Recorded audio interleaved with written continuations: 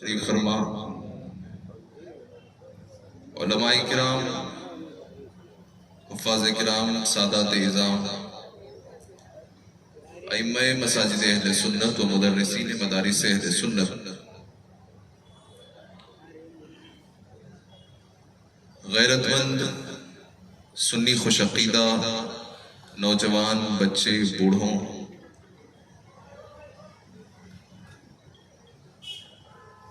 خاص کر کے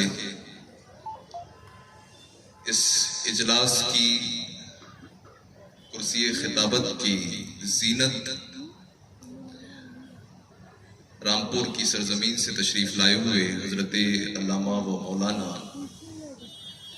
قاری ذاکر حسین صاحب قبلہ دامت ظلہ العالی و پرنسپل جامعہ امام احمد رضا کوکن رتنگری مربی طلاب حضرت العلام قاضی مفتی عبد الرحیم صاحب قبلہ دامت ظلہ العالی، السلام علیکم ورحمۃ اللہ وبرکاتہ۔ وعلیکم السلام ورحمۃ اللہ تعالی وبرکاتہ۔ الحمدللہ هو القیوم السماوات والارضین والذی هو منور ابصار بصائر العارفین بنور المعرفة والیقین والذي لا ند له ولا ضد له ولا مثل مثيل له ولا قسم قسيم له ولا جسم جسيم له ولا نظير وزير له ولا مكاظم له ولا مضارع له ولا مداني له ولا مناظر له، والصلاة والسلام على الإمام الأعظم للرسل الكرام شافعي ومالكي وأحمد الكرام، يقول الحسن بلا توقف محمد الحسن أبو يوسف، فإنه الأصل المحيط لكل فضل بسيط ووجيز، وعلى آله وصحبه وحزبه ذوي الاهتداء والدين، أما بعد، فأعوذ بالله من الشيطان الرجيم، بسم الله الرحمن الرحيم، إن الدين عند الله الإسلام، آمنت بالله، صدق الله مولانا العظيم، وصدق رسوله النبي الأمين المتين المكين المعين المبين الكريم، ونحن على ذلك لمن الشاهدين والشاكرين والذاكرين والحامدين، والحمد لله رب العالمين۔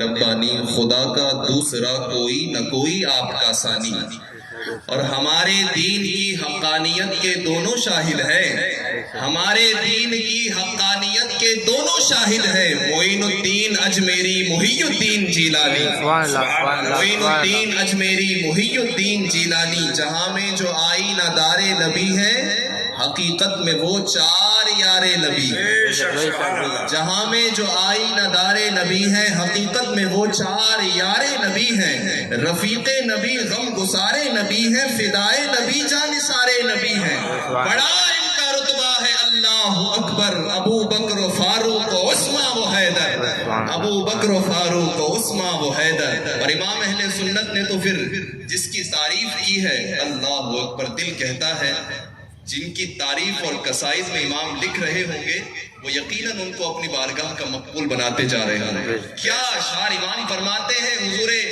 سیدنا سرکار ابو بکر صدیق رضی اللہ تعالیٰ عنہ کی بارگاہ میں آپ کہتے ہیں سایہ مصطفیٰ مایہ استفاء عز و ناز خلافت پہ لاکھوں سلام، اصدق الصادقین سید المتقین چشم و گوش وزارت پہ لاکھوں سلام۔ یہ کس کی شان ہے؟ ابو بکر صدیق کی۔ پھر آپ دوسرے خلیفے کی بارگاہ میں عرض کرتے ہیں فارق حق و باطل امام خدا تیغ مسلول شدت پہ لاکھوں سلام، ترجمان نبی ہم زبان نبی جان شان عدالت پہ لاکھوں سلام۔ کون؟ وہ عمر جس کے آداب شیدا سقر، اس خدا دوست حضرت پہ لاکھوں سلام۔ زاہد مسجد احمدی پر درود اللہ، پوشے دولت جیش اسرت پہ لاکھوں سلام، یعنی عثمان صاحب قمیص ہدا، اللہ پوشے شہادت پہ لاکھوں سلام، مرتضی شیر حق اشجع الاشجعی، مرتضی شیر حق اشجع الاشجعی، ساقی شیر و شربت پہ لاکھوں سلام، اصل نسل صفا وجہ وصل خدا، باب فصل ولایت پہ لاکھوں سلام، شیر شمشیر زن شاہ خیبر شکن، پرتوے دست قدرت پہ لاکھوں سلام، ماہیے رفض و تفضیل و نصب و خروج، حامیے دین و سنت پہ لاکھوں سلام۔ اور امام اہل سنت اصحاب بدر و احد کی بارگاہ میں عرض کرتے ہیں، جان نثاران بدر و احد پر درود، حق گزاران بیعت پہ لاکھوں سلام، وہ دسوں جن کو جنت کا مژدہ ملا، اس مبارک جماعت پہ لاکھوں سلام، مومنین پیش فتح و پس فتح سب اہل خیر و عدالت پہ لاکھوں سلام، ان کے دشمن پہ لعنت ہے اللہ کی، محبت پہ لاکھوں سلام۔ یہ تو میں نے خطبے کے متصلاً اشعار عرض کر دی، ابھی تو درود شریف بھی نہیں پڑھا گیا ہے۔ آئیے بغیر کسی تاخیر کے اور تمہید کے نہایت خلوص و عقیدت و محبت کے ساتھ جی لگا کر والہانہ انداز میں ساری کائنات کے مرکز اختیار مصطفیٰ جان رحمت، شمع بزم ہدایت، نوشہ بزم جنت، عرش کی زیب و زینت، فرش کی طیب و نزہت، مہر چرخ نبوت، نور عین لطافت، گل باغ رسالت، منبع علم و حکمت، مصدر مظہریت، مظہر مصدریت، ہم غریبوں کی ثروت، رب اعلیٰ کی نعمت، حق تعالیٰ کی منت، کہف روز مصیبت، فتح باب نبوت، ختم دور رسالت، مصدر مظہریت، مظہر مصدریت، دونوں عالم کے تاجدار، انبیاء کے سردار، نبی مالک و مختار، کائنات کے اولین فصل بہار، اتنی تعریف حضور کی ہو اور عاشق کہلانے والا خاموش رہے۔ سبحان اللہ، سبحان اللہ، سبحان اللہ۔ تذکرہ اپنے محبوب کا چھڑے اور چاہنے والا زبان سل کے بیٹھ جائے۔ سبحان اللہ۔ یہ الہاس نگر کی سرزمین ہے، یہ پتہ چلنا چاہیے، ہے نا؟ امید ہے آپ میرا اشارہ سمجھ رہے ہوں گے کہ میں کیا کہنا چاہ رہا ہوں، ہے نا؟ اور اقبال نے تو سمجھایا ہے عاشقوں کو بڑے خوبصورت انداز میں۔ اقبال نے کہا تھا، میاں دل با محبوب حجازی بستائیں، زین جہت بیک دیگر پیوستائیں، کہ میں نے جس کو اپنا محبوب بنایا ہے، اب کوئی کائنات کا کوئی بھی فرد مجھے یہ بتائے کہ تم اسے دیکھو یہ اچھا ہے۔ اقبال کہتا ہے، میری نگاہوں میں جب سے مصطفیٰ کا عشق آیا ہے، اب کائنات کا کوئی حسین میری آنکھوں میں نہیں جچتا۔ اقبال عاشق رسول کی شان بیان کرتے ہوئے یوں دنیا کو سبق دیتا ہے، دل سے عشق او توانا می شود، خاک ہم دوشے سریا می شود۔ اقبال کہتا ہے، نادانو تمہیں معلوم ہی نہیں ہے تمہارے سینوں میں کس محمد کا عشق آیا ہے، کس حبیب کبریا کا عشق آیا ہے۔ جس دل میں پیغمبر خدا رسول دو جہاں کا عشق آ جاتا ہے، وہ عاشق رسول چلتا اپنے قدموں سے زمین پر ہے، لیکن آسمان کے فرشتے اس کے قدموں کی آہٹ سنا کرتے ہیں۔ تمہاری شانیں اللہ نے بلند کی ہے کہ تمہارے سینوں میں مصطفیٰ کریم رؤوف الرحیم کا عشق رکھا۔ جی لگا کر پورے مجمع سے بہترین آواز کے ساتھ اپنے بیگانے ساروں تک یہ سنی غیرت مند نوجوان بچے بوڑھوں کی آواز چیر کر کے پہنچتی رہے اور سب کو پتہ لگ جائے کہ آج عاشقوں کا میلہ سجا ہے۔ درود پاک کی ڈالیاں محبت کی تھالیوں میں سجا کر پیش کریں، پڑھی اللہم صلی وسلم بارک علی۔ بہت مختصر ہے، اس وجہ سے میں بہت لمبی گفتگو اس وقت آپ کے سامنے نہیں کر سکتا، لیکن جتنی گفتگو کروں گا امید ہے اگر آپ توجہ سے سنیں گے تو اس سے بہت فائدہ آپ کو پہنچے گا۔ رفیقان ملت، عزیزان گرامی، امام ترمذی نے اپنی سنن کے اندر اس حدیث کو درج فرمایا، کتاب الایمان کے اندر۔ امام ترمذی کہتے ہیں، صحابہ اکرام رضوان اللہ تعالی علیہم اجمعین جلوہ افروز ہیں، صحابہ اکرام جلوہ افروز ہیں۔ پیغمبر خدا رسول دو جہاں نے ارشاد فرمایا، اے میرے صحابہ سنو، ان قریب ایک ایسا زمانہ آئے گا، ستفترق امتی 73 فرقة كلهم في النار الا واحدة، قالوا من هم یا رسول اللہ؟ قال ما انا علیہ اصحابی، وفی روایت اخرى هم الجماعہ۔ اللہ تبارک و تعالیٰ کے رسول اپنے صحابہ کو سمجھا رہے ہیں، اے میرے صحابہ یاد رکھو، ان قریب ایک زمانہ آئے گا جس میں میری امت 73 فرقوں میں بڑھ جائے گا۔ کتنے؟ 73 فرقوں میں۔ ایک فرقہ جنت میں جائے گا، 72 جہنم میں جائیں گے۔ اب یہ حدیث آپ نے سنی ہے، لیکن اس حدیث سے میں خاص پوائنٹ آپ کو دینا چاہتا ہوں، ایک خاص نقطے کی طرف آپ کے ذہن کو موڑنا چاہ رہا ہوں۔ رفیقان ملت و عزیزان گرامی، اللہ تبارک و تعالیٰ کے رسول نے ارشاد فرمایا 72 جہنم میں، ایک جنت میں۔ صحابہ کو تجسس ہوا کہ ذرا پیغمبر خدا سے معلوم کیا جائے کہ وہ کون سی جماعت ہے جس کو نجات ملنے والی ہے، جو جنت کا حقدار بننے والی ہے، وہ جس کو رضائے مولا اور رضائے رسول حاصل ہونے والی ہے۔ صحابہ نے عرض کی یا رسول اللہ ذرا ارشاد فرمائے اور علامتیں سمپٹمز بتا دیں کہ آخر وہ جماعت کیسی دکھتی ہے، ان کا انداز کیا ہوگا، ان کو پہچاننے کا ہمارا طریقہ کیا ہونا چاہیے۔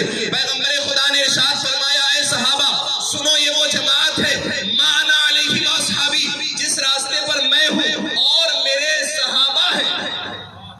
اللہ سبحان اللہ سبحان اللہ، جس راستے پر میں ہوں میرے صحابہ۔ یہ بارش بھی بڑی عجیب ہے، جب اب کتابیں اس کو ویسی نہیں سمجھ میں آئیں گی جیسی استاذ کے سامنے بیٹھ کر سبق بہ سبق، لفظ بہ لفظ معانی اور نکات کا درس لے، اس کے مقابلے میں اس کا حصہ بہت کم ہوگا۔ جب ان دونوں کا آمنا سامنا ہوگا، ایک نکتے والی باتیں کرے گا، ایک بے نکتے والی باتیں کرے گا، ایک اپنا سمجھا ہوا سنائے گا، اور استاذ سے پڑھا ہوا وہ سمجھائے گا جو حقیقت میں سمجھایا گیا ہے۔ تو یہاں پر جو اللہ رب العزت کے شاگرد ہیں، یعنی خلاق کائنات نے جنہیں الرحمن علم القرآن کہہ کر قرآن کا لفظ سکھایا، اس محمد عربی سے اسلام کو سیکھنے والی جماعت صحابہ کی تھی۔ حضور جانتے تھے اگر میں اتنا کہہ دوں میرا راستہ کافی ہے، امت بھٹک جائے گی، کیونکہ مجھ سے پڑھے ہوں سے پھر وہ دین نہیں لیں گے، ڈائریکٹ میری باتوں کو سیکھنا سمجھنا شروع کریں گے۔ اور محمد الرسول اللہ کی شان، اللہ کے رسول فرماتے اعطیت جوامع الکلم، کہ میں مصطفیٰ، حضور فرماتے علماء کی توجہ، میں مصطفیٰ جوامع الکلم دے کر بھیجا گیا ہوں۔ پوچھئے جوامع الکلم کیا ہے؟ وہابی دیوبندیوں اور رافضیوں اور دیگر بھٹکے ہوئے جماعتیوں سے کہ آخر جوامع الکلم کیا ہے؟ اس کا مطلب یہ ہے کہ حضور یہ کہہ رہے ہیں میں بولتا اتنا ہوں، میں مصطفیٰ بولتا اتنا ہوں، اور اگر کوئی اس سے معنی نکالنا چاہے تو میرے اتنے جملے سے کوئی کتابوں کی کتابیں لکھ دے، کوئی دفتروں کے دفتر بھر دے، اس وجہ سے کہ اللہ نے زبان مصطفیٰ کو علم نہیں، علم کا بے نہ پیدا کنار سمندر بنایا ہے۔ سبحان اللہ سبحان اللہ، ایک لفظ بول دے کائنات کی 1000 کتابوں پر مصطفیٰ کریم کا ایک جملہ بھاری ہو جائے گا۔ یہ شان مصطفیٰ، وہ زبان جس کو سب کن کی کنجی کہے، وہ زبان جس کو سب کن کی کنجی کہے، اس کی نافذ حکومت پہ لاکھوں سلام۔ اس زبان کا بھلا کوئی مقابلہ کر سکتا ہے؟ جس زبان کو بولنا طاقت، جس زبان کے اندر کن کا اختیار رب کعبہ نے عطا کیا، اس زبان کا مخلوق میں کون مقابلہ کر سکتا ہے؟ رفیقان ملت، بات پتہ یہ چلی کہ حضور نے کہا ما انا علیہ واصحابی۔ پوائنٹ ٹو بی نوٹڈ، پہلا پوائنٹ کیا ہوا؟ جس راستے پر میں ہوں اور میرے صحابہ، اونچا صحابہ صحابہ اور اونچا صحابہ پیچھے والے، جس راستے پر میں ہوں اور میرے صحابہ۔ اچھا، اب صحابہ کے راستے پر ہے کون؟ بھائی ہم نے تو 12ویں صدی تک کبھی سنا ہی نہیں تھا کہ یا رسول اللہ کہنا بھی شرک ہے، یہ تو بعد میں نکلا۔ صحابہ تو بارگاہ مصطفیٰ میں آ رہے ہیں، یا رسول اللہ رہنمائی فرما دے۔ اونٹنی گم گئی، ایک صحابی آ گئے، حضور بتا دیں کہ کہاں کھوئی ہوئی ہے، کسی کے گھر میں شادی ہے کچھ نہیں مل رہا ہے، آ کے عرض کر رہے ہیں یا رسول اللہ ہم نے تو 12ویں صدی تک جب تک کہ وہ نجد کا خبیث کتاب التوحید لکھ کر کے اعلان نہیں کر رہا تھا تب تک نہیں سنا تھا کہ یا رسول اللہ کہنا بھی شرک ہے۔ بلکہ صحابہ کا تو وہی طریقہ تھا جس طریقے پر اہل سنت آج تک قائم ہے۔ یا رسول اللہ کہو بیٹھتے اٹھتے مدد کے واسطے، یا رسول اللہ کہا پھر تجھ کو کیا، سر سوئے روزہ جھکا پھر تجھ کو کیا، دل تھا ساجد نجمیا پھر تجھ کو کیا، تو تبلیغ ملیک الملک سے مالک عالم کہا پھر تجھ کو کیا، اور تیری تو کیا امام احمد رضا کی شان، کیا امام احمد رضا کی شان، کہتے تیری دوزخ، کیونکہ امام احمد رضا بھی جنتی ہیں، ان کے سارے چاہنے والے بھی جنتی ہیں، ہماری حصے کی نہیں، وہ اعدت للکافرین ہے۔ امام فرماتے ہیں تیری دوزخ سے تو کچھ چھینا نہیں، تیری دوزخ سے تو کچھ چھینا نہیں، خلد میں پہنچا رضا، پھر تجھ کو کیا؟ یہ امام احمد رضا کی شان کو کہتے ہیں کہ یا رسول اللہ کہا کرو اور نجدیوں کو چڑھایا کرو، ہے نا؟ تو رفیقان ملت صحابہ کے طریقے پر کون؟ ہم۔ صحابہ کے طریقے پر کون؟ ہم، کیونکہ ہم تو صحابہ کے ساتھ ساتھ یا رسول اللہ کہہ رہے ہیں اور آج تک اب دوسری روایت میں آیا ہم الجماعہ، وہ کیا ہے؟ جماعت ہے۔ اب ایک صحابہ کا طریقہ ایک علامت اور اس کا نام جماعت ہے دوسری علامت۔ تو اب میں واضح کر دوں میاں، ہم نے 12ویں صدی میں یا 200 سال پہلے یا 150 سال پہلے اٹھ کر کے اپنے آگے پیچھے جماعت نہیں لگایا، ہم جب سے چلے ہیں تب سے اہل سنت والجماعت ہے۔ ہم جماعت اسلامی والوں کی طرح کل جماعت لگا کے نہیں گھوم رہے ہیں، ہم اہل حدیثوں کی طرح کل لفظ جماعت جوڑ کر نہیں گھوم رہے ہیں کہ سوچا حدیث میں لفظ جماعت آیا ہے تو چلو اپنے آگے بھی لگا لیتے ہیں۔ ہم نے ایسا نہیں کیا، بلکہ پڑھیے امام فخر الدین رازی کی کتاب تفسیر رازی کو۔ امام رازی اپنی کتاب میں لکھتے ہیں نحن اہل السنہ والجماعہ، ہم اہل سنت والجماعت، اللہ اکبر۔ ہماری بات کے آگے اور ہماری ذات کے آگے لفظ جماعت کل بھی لگ رہا تھا، اب بھی لگ رہا ہے۔ صحابہ کے عقیدے پر اہل سنت کل بھی قائم تھے، اب بھی قائم ہے۔ پتہ یہ چلا کہ حق جماعت اہل سنت والجماعت، سبحان اللہ۔ ایک حدیث آپ سمجھ گئے، فوراً دوسری حدیث کی طرف آتے ہیں۔ حضور اقدس صلی اللہ علیہ وسلم فرماتے ہیں اے لوگوں یاد رکھو، حضرت عبداللہ ابن مغفل رضی اللہ تعالیٰ عنہ اس حدیث کے راوی ہیں، امام ترمذی نے اپنے سنن کے اندر، امام احمد نے اپنی مسند کے اندر اس حدیث کو درج فرمایا اور حدیث کا رتبہ ہے حدیث حسن۔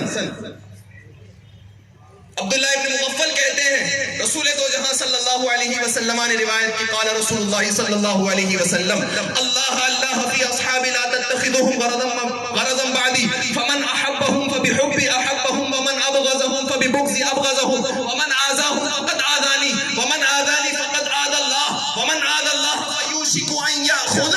اللہ کے رسول فرماتے ہیں لوگوں میرے بعد میرے صحابہ کو تکلیف نہ پہنچانا، اے لوگوں میرے بعد میرے صحابہ کو تکلیف نہ پہنچانا۔ حضور نے پہلے ہی فاؤنڈیشن لگا دی، حد قائم کر دی، چہار دیواری بنا دی کہ اب ذات صحابہ پر کوئی انگلی میرے بعد نہیں اٹھا سکتا۔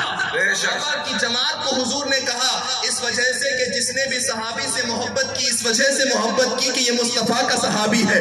جس دل میں کسی صحابی کی عقیدت و محبت ہے، مصطفیٰ فرماتے ہیں گویا کہ اس نے میری محبت کو اپنے دل میں بسا کر کہا کہ ان سے میں محبت کرتا ہوں، اور جس نے کسی بھی صحابی سے دشمنی کی مصطفیٰ فرماتے ہیں اس نے مجھ سے دشمنی کی۔ بے شک بے شک۔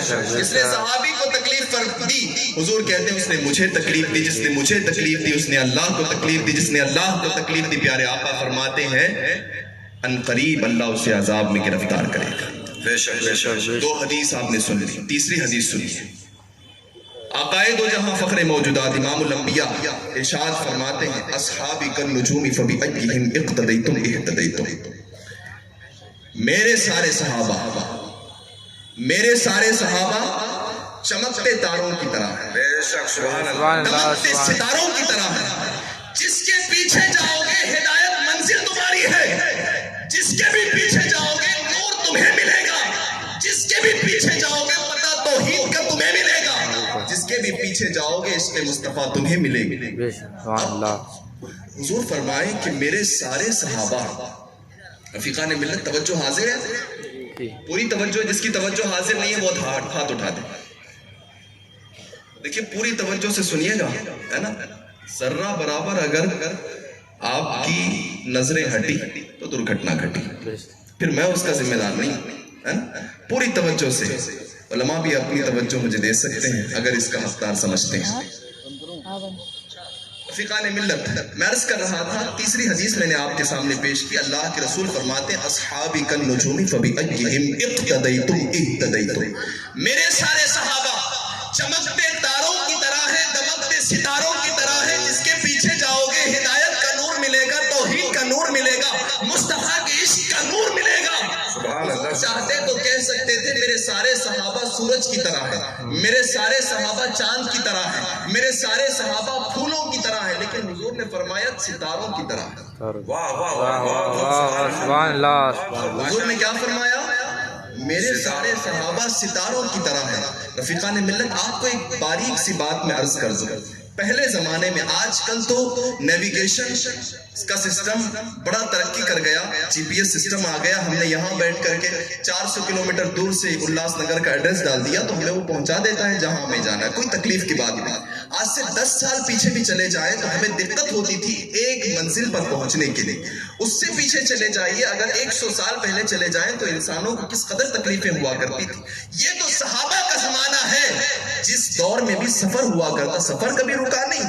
ایک ہاتھ میں مسلح لے کر، ایک ہاتھ میں تسبیح لے کر اور بغل میں تلوار تان کر صحابہ نکل پڑتے تھے. وہ سفر کل بھی جاری تھا، لیکن روٹ کیسے پتا لگتا تھا؟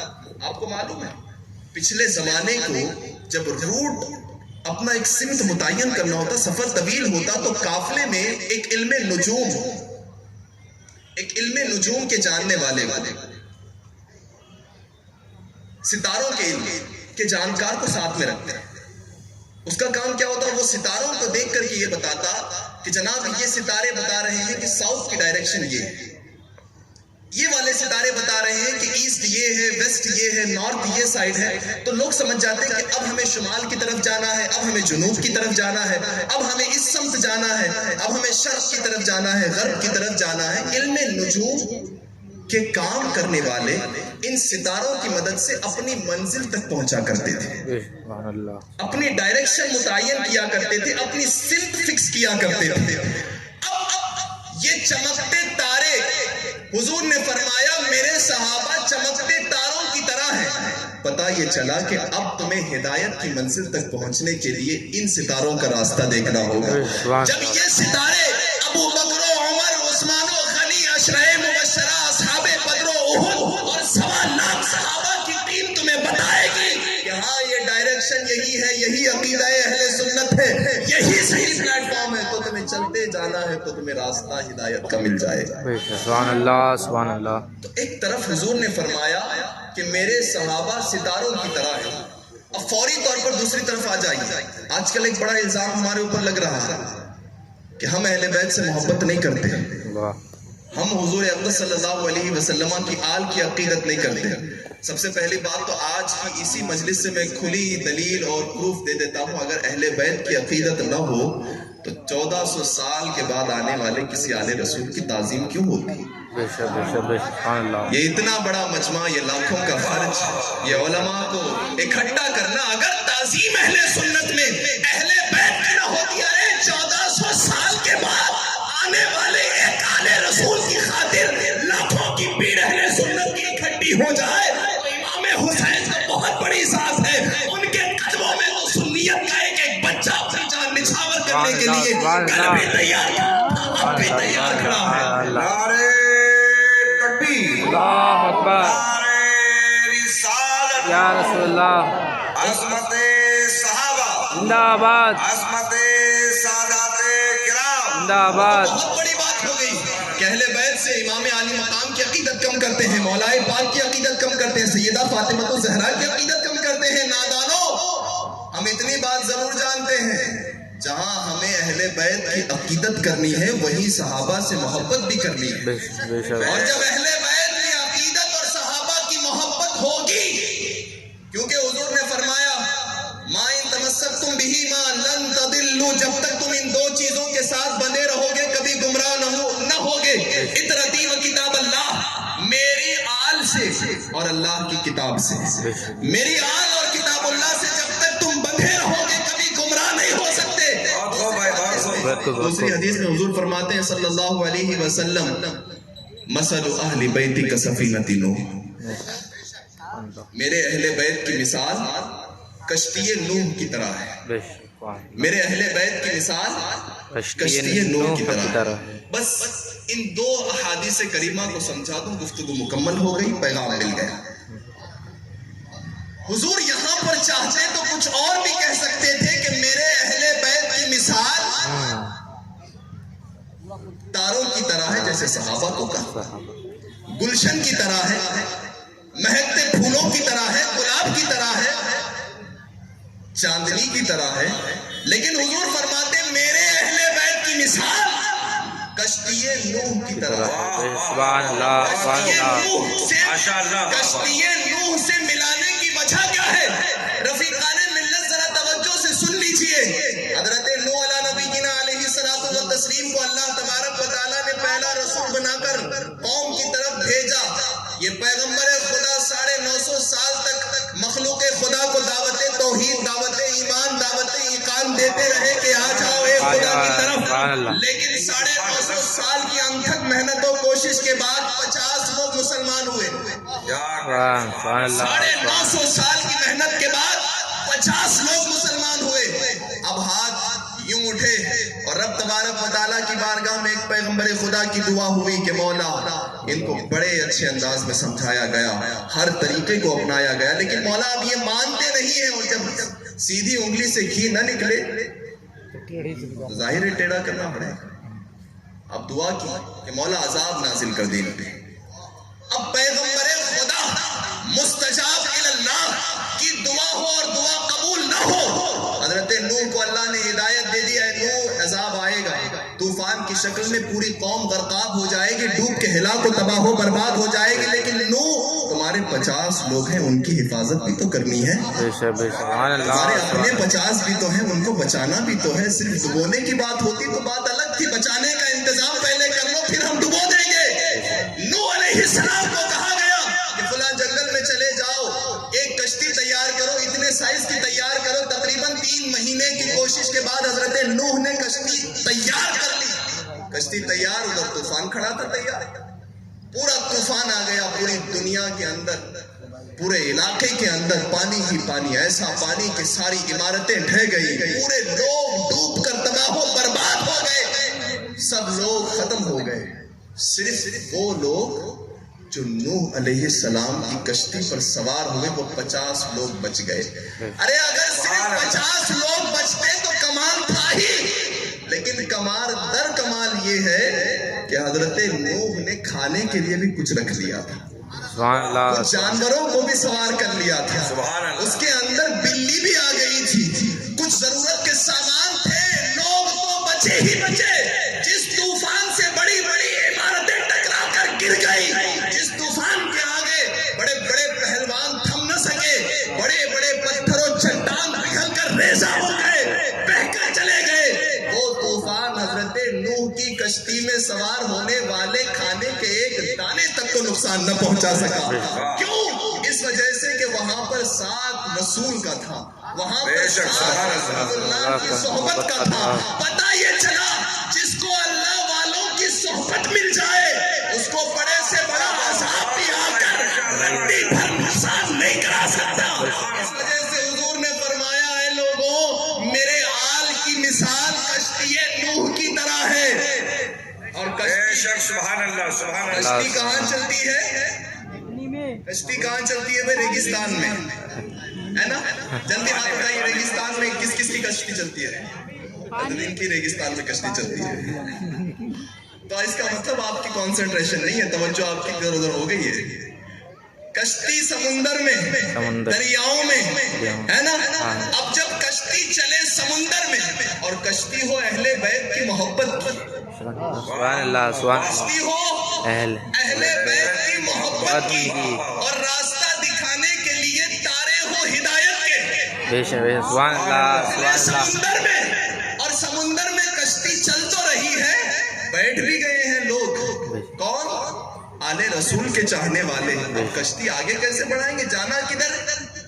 تو صرف کشتی میں بیٹھ جانا کمال نہیں ہے، جانا کہاں ہے، پہنچنا کہاں ہے، پہنچیں گے کیسے، روٹ کیا ہے، وہ بھی تو معلوم ہونا چاہیے۔ اب محبت آلے رسول اور اہل رسول کی کشتی میں سوار اور اس کشتی کا چلنا سمندر میں ڈائریکشن کے لیے حضور نے فرمایا میرے صحابہ چمکتے تاروں کی طرح ہے. سبحان اللہ، بتائیے چلا جو محبت اہل بیت کی کشتی پر سوار ہو کر صحابہ کی ڈائریکشن پر چلے گا وہ کل بھی کامیاب تھا، وہ اب بھی کامیاب ہے، وہ صبح قیامت تک کامیاب رہے گا. اسی وجہ سے امام اہل سنت تاجدار بریلی نے اٹھ کر پیغام دیا اہل سنت کا ہے بیڑا پار، اصحاب حضور نجم ہے اور ناؤ ہے عطرت رسول اللہ کی، عرش حق ہے مسند رفعت رسول اللہ کی، دیکھ لی ہے حشر میں عزت رسول اللہ کی، لا ورب العرش جس کو جو ملا ان سے ملا،